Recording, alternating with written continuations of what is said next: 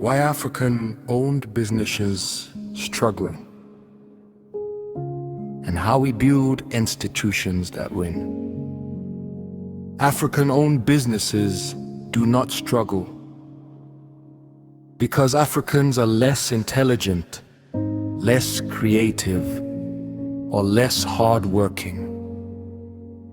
They struggle because they operate within environments where institutions are often weak and systems are unstable.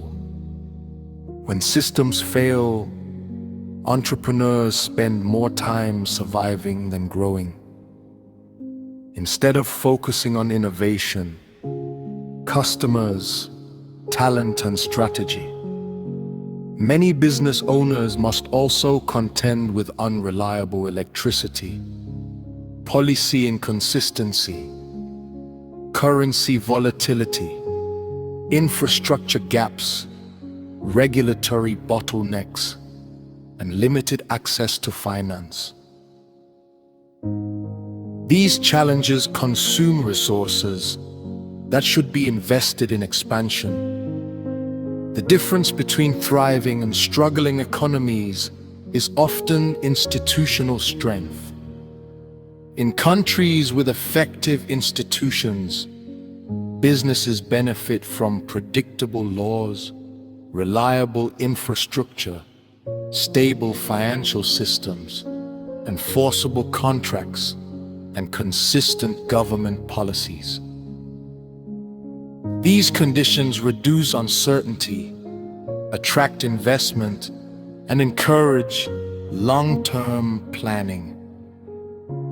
Where institutions are weak, entrepreneurs absorb the cost of systemic failures. Even exceptional businesses can struggle because they are forced to solve problems that should be handled by functioning public institutions. This reality explains why many successful African-founded companies establish holding companies or headquarters in jurisdictions with stronger legal and regulatory systems. It is not necessarily a rejection of Africa, but a response to investor expectations. Capital seeks environments where property rights are protected, contracts are enforceable, and regulations are predictable. However, external challenges are only part of the story. Many African businesses also suffer from internal institutional weaknesses. Too many organizations are built around the founder instead of around systems. Decision-making is centralized, processes are undocumented, financial controls are weak, and succession planning is absent. When the founder becomes the institution, the organization becomes vulnerable. Human resources is frequently viewed as an administrative function rather than a strategic partner. Recruitment lacks structure, performance management is inconsistent, and leadership development receives little attention. As a result, talented employees leave while organizations blame external factors instead of addressing internal shortcomings.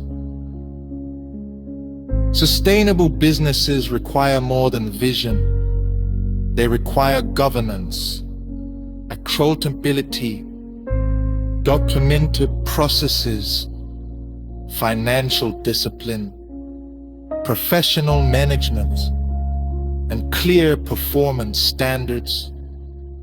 These are the foundations that allow companies to grow beyond the personality of their founders.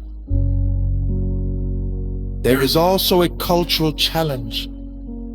In many environments, survival is prioritized over institution building. Immediate gains often receive more attention than long-term sustainability. Without a culture that values accountability, delayed gratification, and organizational discipline, businesses struggle to build lasting institutions. Governments also have an important responsibility. Entrepreneurs cannot solve currency instability, weak infrastructure, inconsistent regulations, or systemic corruption alone. Strong economies are built on strong institutions that create confidence for businesses and investors alike.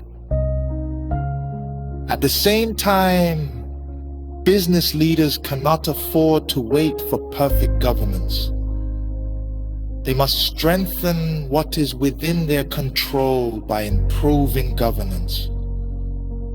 Financial management, strategic HR, leadership development, and operational systems. Companies that aspire to compete globally must embrace global standards of transparency, professionalism, and accountability. The future of African business depends on two reforms working together.